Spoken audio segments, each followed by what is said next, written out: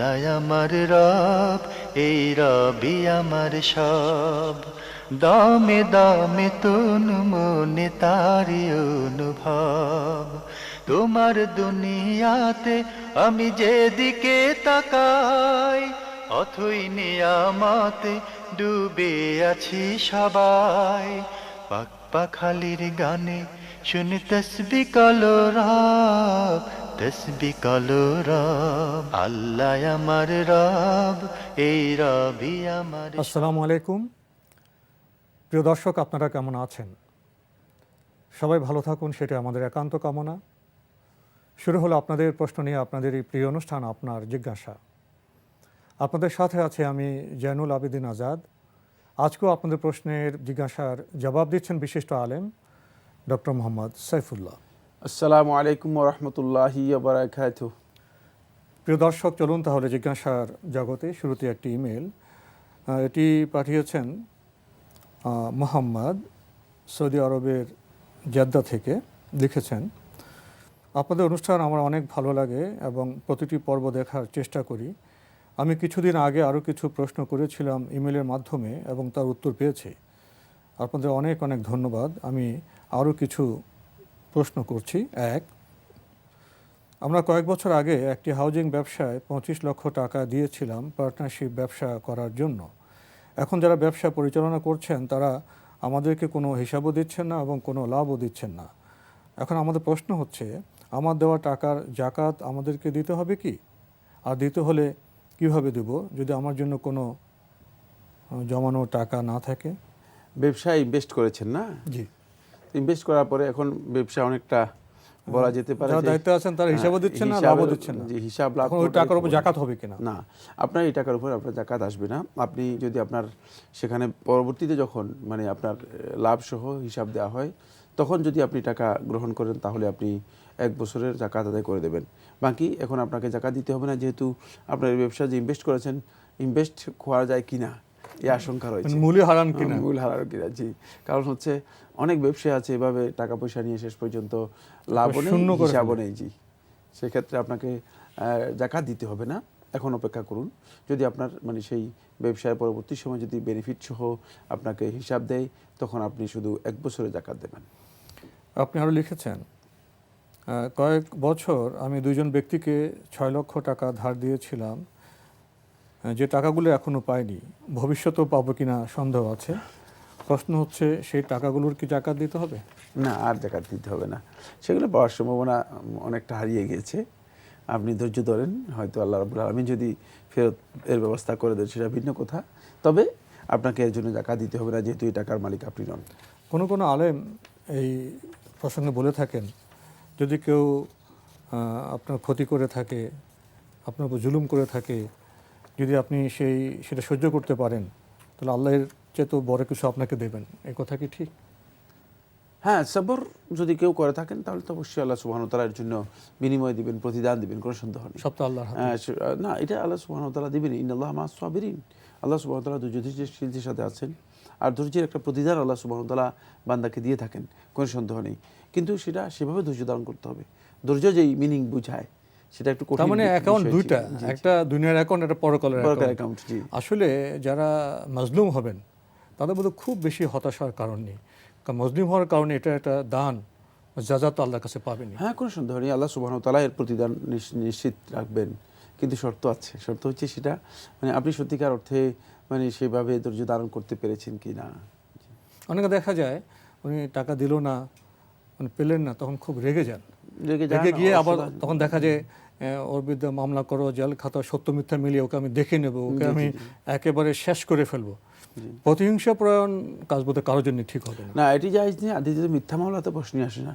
তাহলে তার সবই শেষ হলো, দুনিয়ার টাকাও শেষ, আখিরাতের মানে নাজাতও শেষ, দুইটাই শেষ করলেন। তবে কেউ যদি মুসলিম হন তিনি বোধহয় বিধিমতো আইনের আশ্রয় নিতে পারবেন, তার জন্য জায়েজ আছে, আইনে আশ্রয় নিতে পারবেন তিনি। ভাই, আপনি আরও প্রশ্ন করেছেন, কোরআন খতম দেওয়ার নিয়ম কি? শুনেছি রাসূল সাল্লাল্লাহু আলাইহি ওয়াসাল্লাম রমজানে 1 খতম আর বাকি 11 বছরে 1 খতম দিতেন, তা সঠিক কি? আর আমরাও কি তাই করব? ধন্যবাদ। এভাবে যে প্রশ্নটি করেছেন যে রমজানে রাসূলুল্লাহ সাল্লাল্লাহু আলাইহি ওয়াসাল্লাম 1 খতম দিতেন, এটি সহিহ। আব্দুল্লাহ ইবনে আব্বাস রাদিয়াল্লাহু তাআলা থেকে সহিহ বুখারী হাদিস দ্বারা সাব্যস্ত হয়েছে। রাসূলুল্লাহ সাল্লাল্লাহু আলাইহি ওয়াসাল্লাম যেই বছর তার ইন্তেকাল হলো সেই বছর রাসূলুল্লাহ সাল্লাল্লাহু আলাইহি ওয়াসাল্লাম জিবরিল আমিন সহ কোরআনে কারীমে 2 বার খতম করেছেন, এটাও সহিহ হাদিসের মাধ্যমে সাব্যস্ত হয়েছে। বাকি অন্য 11 মাসে একবার খতম দিতেন। উনি লিখেছেন 11 বছরে, বছর না 11 মাসে আসলে হবে। ও 11 বছর না, 11 মাস, 11 মাস হবে। মানে আমি কিন্তু মাস বুঝেছি। যাই হোক, মানে অন্য 11 মাসে রাসূলুল্লাহ সাল্লাল্লাহু আলাইহি ওয়াসাল্লাম একবার খতম দিতেন, যে বক্তব্যটি এটা শুদ্ধ নয়। রাসূলুল্লাহ সাল্লাল্লাহু আলাইহি ওয়াসাল্লাম কোরআনে কারীমকে নিয়মিত খতম করতেন, 11 মাসে একবার খতম দিতেন, এই কথা শুদ্ধ নয়। তাই যত বেশি খতম দিতে পারবে তত বেশি তিনি সওয়াব লাভ করবেন। কোরআন খতমের তরিকা হচ্ছে একটাই, সেটা হলো এই কোরআনে কারীমের শুরু থেকে আরম্ভ করে শেষ পর্যন্ত তিলাওয়াত করে শেষ করা। এর জন্য ভিন্ন কোনো মানে নতুন নিয়ম নীতি নেই, শুধুমাত্র আপনি তেলাওয়াত করে শেষ করবেন এবং সেই তেলাওয়াতের মধ্যে ধারাবাহিকতা রক্ষা করা, এটা হচ্ছে কোরআন খতমের মূল কথা। মাঝখানে আপনি 2টা সূরা বাদ দিলেন, মাঝখানে 2 পৃষ্ঠা বাদ দিলেন, তাহলে কিন্তু আপনি খতম করলেন না। তেলাওয়াত করেছেন কোনো সন্দেহ নেই, খতম করলেন না। খতম হচ্ছে আল্লাহ রাব্বুল আলামিনের কালামের শুরু থেকে আরম্ভ করে শেষ পর্যন্ত পুরাটাই যখন আপনি তেলাওয়াত করবেন সুন্দরভাবে, তাহলে আপনি খতম করলেন, মাঝখানে সেখানে বাদ দিতে পারবেন না। আর যদি এমনি তেলাওয়াত করেন, আপনি প্রতিদিন কোরআন তেলাওয়াত করেন 2 পৃষ্ঠা 3 পৃষ্ঠা করে, কিন্তু সেটাকে আপনি ধারাবাহিকতা রক্ষা করলেন না, তাহলে তেলাওয়াতের সওয়াব পাবেন, কোনো সন্দেহ নেই। কিন্তু কোরআনে কারীম যে খতম করার যে ফজিলত রয়েছে, সেই ফজিলত অথবা সেই সওয়াব আপনি লাভ করতে পারবেন না। ভাই আপনি আরও লিখেছেন, মাগরিবের নামাজে যদি 2 রাকাত পড়ে ভুলবশত সালাম ফিরিয়ে মনে হয় যে 2 রাকাত পড়েছি, তখন কি করণীয়? সুন্দর। মাগরিবের সালাত তো 3 রাকাত, আপনি 2 রাকাত পড়ে সালাম ফিরাচ্ছেন। সালাম ফিরানোর পরে আপনি যখন দেখলেন যে মানে জানতে পারলেন বা বুঝতে পারলেন যে 2 রাকাত হয়েছে, আরও 1 রাকাত বাকি রয়ে গিয়েছে, আপনি দাঁড়িয়ে যাবেন, দাঁড়িয়ে আবার 1 রাকাত কমপ্লিট করবেন। 1 রাকাত কমপ্লিট করার পর মানে আপনি 1 রাকাত কমপ্লিট করার পরে আপনি 2টি সিজদা দিবেন, মানে কমপ্লিট করার পরে, সেটা হলো তাশাহুদের পরে 2টি সিজদা দিবেন। সিজদা দিয়ে ডান এবং বামে সালাম ফিরিয়ে চলে যাবেন, আপনার সালাত হয়ে গিয়েছে। এই 2টা সিজদা হচ্ছে সিজদাতু সহু, সহু সিজদা যেটাকে আমরা বলে থাকি, সিজদাতা আস-সাহু। এই 2টি সিজদা যখন আপনি দেবেন তখন আপনার সালাত শুদ্ধ হয়ে যাবে ইনশাআল্লাহ তাআলা। এই জন্য ভিন্ন কিছু করতে হবে না। এখানে অনেককে দেখা যায় যে আবার দ্বিতীয়বার তিনি সালাত শুরু করেন, আমার তো সালাত হলো না, না, এটা ভুল। এবং নামাজের বা সালাতের যে বিধান আছে, বিধান সম্পর্কে অজ্ঞতার কারণে বা না জানার কারণে মূলত আমরা এই কাজটি করে থাকি। এটা শুদ্ধ নয়, বরং শুদ্ধ হচ্ছে 2 রাকাত আদায় হয়ে গিয়েছে, আপনি আরেক রাকাত সেখানে যোগ করে আপনি সালাত শেষ করবেন এবং শেষে সিজদাতু সহু অথবা সহু সিজদা যেটাকে বলা হয় থাকে, সেটা আদায় করলেই আপনার সালাত হয়ে যাবে ইনশাআল্লাহ তাআলা। যদি এমন হয় যে উনি মুসল্লা থেকে উঠে গেছেন, বেশ কিছু সময় পর উপলব্ধি করলেন যে আমি 2 রাকাত পড়েছি, সেক্ষেত্রে কী করবেন? না, তিনি যদি মসজিদের মধ্যে থাকেন তাহলে তো 2 রাকাত 1 রাকাত পড়ে নিলেই পারবেন। আর যদি তিনি দেখেন যে না, তিনি একেবারে সম্পূর্ণ মানে সালাতের যে অবস্থা রয়েছে, মানে সম্পূর্ণ বিচ্ছিন্ন হয়ে কোথায় চলে গিয়েছেন, ভুলে গিয়েছেন, পরে মনে পড়েছেন, যদি সালাতের মানে এই মানে সময়ের মধ্যে তার মনে পড়ে, তাহলে তিনি আবার মানে ওই সালাত 3 রাকাত আদায় করে নেবেন। 3 রাকাত পুরো সালাতেই। জি ভাই, আপনি সবশেষে লিখেছেন 4 রাকাত নামাজের মধ্যে যদি 2 রাকাত পর তাশাহুদ না পড়ে 4 রাকাত নামাজ শেষ করে ফেলি, তাহলে কি পরে সিজদায়ে সাহু করলে হবে? আর যদি ভুলে 5ম রাকাতের জন্য দাঁড়িয়ে যাই, তখন কি করব? একই কথাই বলেছেন, মানে যদি আপনি 5ম রাকাতে দাঁড়িয়ে যান তাহলে বসে যাবেন, সিজদায়ে সাহু করবেন। ঠিক আবার দ্বিতীয় রাকাতে যদি আপনি না বসেন, দাঁড়িয়ে যান, তাহলে আপনি সিজদায়ে সাহু করবেন, সালাত হয়ে যাবে ইনশাআল্লাহ তাআলা। এবার আমাদের হাতে একটি ইমেল, এটি পাঠিয়েছেন মিরপুর থেকে নাইমুর রহমান। লিখেছেন, I have 2 questions. I will be pleased if you give me the answer on email. ইমেলে প্রশ্নের উত্তর দেওয়ার ব্যবস্থা আমরা এখনও করতে পারিনি। আমরা অনুষ্ঠানের মাধ্যমেই আপনাদের মনে জায়গা প্রশ্নের জবাব দিয়ে থাকি। আপনার প্রথম প্রশ্ন হলো, playing cricket or football is allowed in Islam, or which kind of games are allowed in Islam? Football, cricket এগুলো ইসলামের মধ্যে অনুমোদিত কিনা? ফুটবল, ক্রিকেট আপনি ইসলামের মধ্যে খেলতে পারেন, মানে এই খেলা নাজায়েজ নয়, হারাম নয়। কিন্তু যদি সেখানে কোনো হারাম কাজ জড়িয়ে যায়, তাহলে এটা হারাম হয়ে যাবে। কমন এই কথা আমরা বলতে পারছি না যে এই কাজগুলো হারাম, এগুলো খেলা, বিনোদন খেলা হিসেবে যদি কোনো ব্যক্তি এই কাজগুলো করেন, তাহলে তিনি করতে পারবেন, তার জন্য জায়েজ রয়েছে। বাকি খেলার মধ্যে এখন দেখা যাচ্ছে যে বহু জিনিস মানে হারাম কাজের মধ্যে জড়িয়ে যাচ্ছে। খেলার মধ্যে যে মানে সবচেয়ে বড় হারাম কাজ যেটা জড়িত হয়, সেটা হচ্ছে কেমার, জুয়া জড়িয়ে যায়, যে জুয়া জড়িয়ে যাচ্ছে খেলার মধ্যে। তারপরে জুয়ার পাশাপাশি চলে যাচ্ছে যেটা অনৈতিকতা চলছে। অনৈতিকতার পাশাপাশি এখন জড়িত হয়ে যাচ্ছে সেটা হলো পর্নোগ্রাফি। আপনি আশ্চর্য হবেন যে মানে এখন খেলাটা কিন্তু মানে খেলার মানে নেই, অন্যদিকে চলে যাচ্ছে। ফলে খেলার মধ্যে অনেক হারাম জিনিস যুক্ত হয়ে যাচ্ছে। এই খেলার এই বৈধতাকে হারিয়ে ফেলছে ওই জিনিসগুলো। ফলে মানে খেলা এখন কিন্তু খেলার মানে যদি থাকতো সেটা বিনোদন হিসেবে থাকতো। খেলা যেটাকে বলে, যেমন খেলা বলতে আমাদের বাংলা ভাষায় কি বোঝায়, খেলার মিনিংটা কি? খেলার মিনিংটা হচ্ছে এটা মানে কিছুক্ষণ মানে বিনোদন করলো একটু, মানে নিজেকে রিক্রিয়েশনের জন্য। জানতে চেয়েছেন ইসলামের দৃষ্টিতে কোন কোন খেলা জায়েজ? ইসলাম কোনো খেলাকে হারাম করে নেই। সরাসরি সমস্ত খেলাকে ইসলাম মানে বিনোদন হিসেবে যেগুলো আছে সেগুলোকে ইসলামে ঘোষণা দেওয়া হয়েছে, সেগুলো মানে আলাল ইবাহা মানে বৈধতার উপর রয়েছে। আর শরীর চর্চাকে তো উৎসাহিত করা হয়েছে। রাসূলুল্লাহ সাল্লাল্লাহু আলাইহি ওয়াসাল্লাম শুধুমাত্র সুনির্দিষ্টভাবে কয়েকটি বিষয় নিষেধ করেছেন। তার মধ্যে দাবা এবং দাবা জাতীয় যেই বিষয়গুলো আছে সেগুলোকে নিষেধ করেছেন। তারপরে ক্যারাম বোর্ড যে জাতীয় আছে সেটাকে নিষেধ করেছেন। ক্যারাম বোর্ড, জুয়া যেগুলো জুয়া জাতীয় যেগুলো আছে সেগুলোকে নিষেধ করেছেন।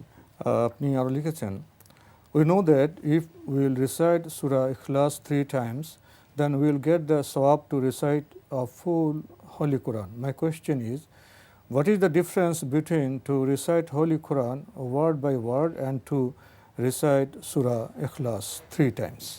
সূরা ইখলাস 3 বার পড়লে মানে পুরা কোরআন তেলাওয়াতের সওয়াব পাওয়া যাবে, এই বক্তব্য শুদ্ধ নয়। এই মর্মে যে হাদিস রয়েছে এটি শুদ্ধ নয়, খেয়াল রাখতে হবে।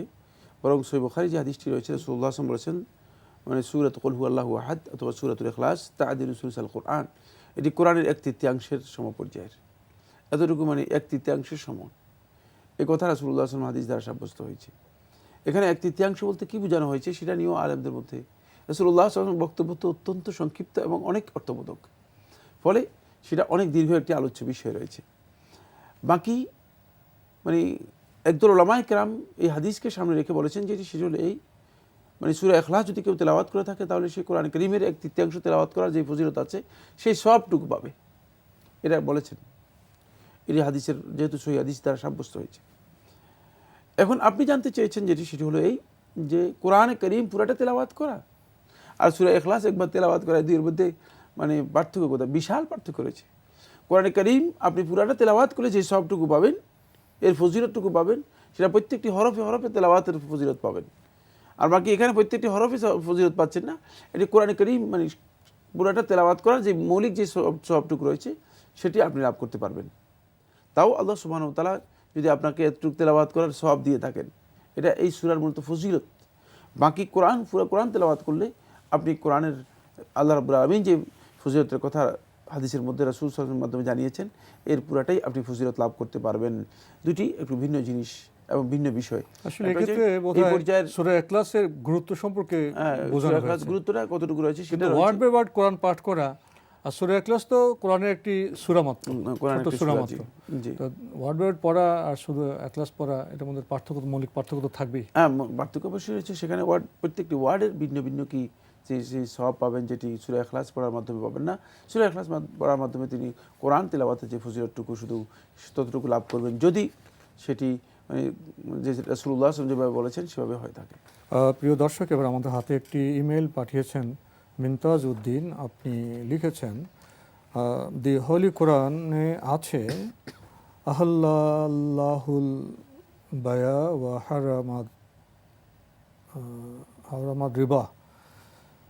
এখন আমার কথা হলো, এই বিজনেসের কোনো লিমিটেশন আছে কি না?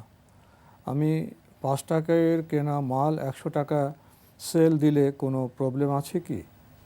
অ্যান্সারটি দিলে উপকৃত হব। এবার কোরআন কারীমে সূরা বাকারার একটি আয়াতের কথা উল্লেখ করেছেন, যেখানে আল্লাহ সুবহানাহু ওয়া তাআলা ইরশাদ করেছেন, ওয়া হালাল্লাহুল বাই'a ওয়া হাররামা রিবা। আল্লাহ তাআলা বেচাকেনাকে হালাল করেছেন, লেনদেনকে হালাল করেছেন এবং সুদকে হারাম করেছেন। তারপরে তিনি প্রশ্ন করেছেন যে এখানে আসলে বিজনেসের লিমিটেশনটা কি? লিমিটেশন আল্লাহ সুবহানাহু ওয়া তাআলা দেননি, তার রাসূল সাল্লাল্লাহু আলাইহি ওয়াসাল্লাম সেটাকে নির্ধারণ করে যাননি। কিন্তু লিমিটেশনটা নির্ভর করছে ওরফের উপর, মানে সেখানে ব্যবসায়িক যেই বাজারের যেই প্রথা আছে, বাজারের প্রচলন আছে, বাজারের যে প্রচলন, সেই প্রচলনের উপর নির্ভর করছে ব্যবসায়িক আপনি কতটুকু লাভ করবেন। যেমন কোনো একজন ব্যবসায়ী কসমেটিক্সে যে লাভ করে, তিনি কাঁচা বাজারে সে লাভ করে না, দুটার মধ্যে পার্থক্য রয়েছে। এই জন্য এই জিনিসটুকু মূলত ইসলাম ছেড়ে দিয়েছে বাজারের প্রচলনের উপর। বাজারটা কীভাবে বাণিজ্য হচ্ছে, বাজারের সিস্টেমটা কি, মানুষ কোনটা কিভাবে মেনে নিয়েছে। এখন মানুষের সিস্টেম যদি মানে 100% হয়, সে 100% জায়েজ। মানুষের সিস্টেম যদি 200% হয়, 200% জায়েজ। তবে যদি বাজারের এই প্রচলনকে লঙ্ঘন করে আপনি সেখানে অন্যায়ভাবে আরও বেশি লাভ করার জন্য চেষ্টা করেন, যেটা স্বাভাবিক রীতি অনুযায়ী জুলম হিসেবে মনে করা হয় অথবা জুলম হিসেবে বোঝা যায়, তাহলে এটি হারাম হবে। সেক্ষেত্রে আপনি জালেম হিসেবে আখ্যায়িত হবেন, মানে আপনি ব্যবসায়ের মধ্যে জুলুম করেছেন প্রমাণিত হবে। প্রিয় দর্শক, এবার আমাদের হাতে আরও একটি ইমেল, এটি পাঠিয়েছেন মোহাম্মদ চৌধুরী। লিখেছেন, I would like to know on the following matter: when the good sperm of the husband is taken out of the body and stored, preserved in the sperm bank in the hospital and injected in appropriate or suitable part of wife so that fertilization pregnancy may take place internally, is it allowed in Islam? Please let me know. এবার যে প্রশ্নটি করেছেন সেখানে 2 বা 3টি বক্তব্য রয়েছে। 1 নম্বর কথা হচ্ছে, মানে এই ক্ষেত্রে স্বামী স্ত্রী দুজনেরই মানে স্পার্মের যে কথাটা বলেছেন সেটি স্পার্ম ব্যাংকে নিশ্চিত হতে হবে যে মানে এই ব্যক্তির মানে কাছ থেকে নেওয়া হয়েছে। ব্যাংকে যদি আপনি সেটাকে কমন করে ফেলেন, তাহলে সেখানে কিন্তু মানে অন্যের স্পার্ম নিয়ে এসে মানে এখানে ফার্টিলাইজেশনের বিষয় এসে যেতে পারে, যেটাকে সমস্ত ওলামায়ে কেরাম হারাম বলেছেন। অন্যের স্পার্মের মাধ্যমে এই ফার্টিলাইজেশন জায়েজ নেই।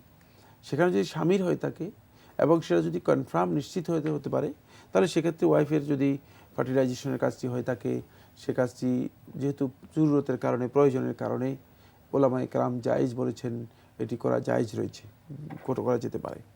বাকি নিশ্চিত হতে হবে স্পার্ম মানে এটা কি স্বামীর কিনা সেটা নিশ্চিত হতে হবে। আমরা খুবই একটি গুরুত্বপূর্ণ বিষয়ে জানলাম। প্রিয় দর্শক, এবারের ইমেলটি পাঠিয়েছেন সুলতান আকন, গজনবী রোড, ঢাকা থেকে। আপনি লিখেছেন, খতমে খাজেগান দোয়াটির কার্যকারিতা কতটুকু?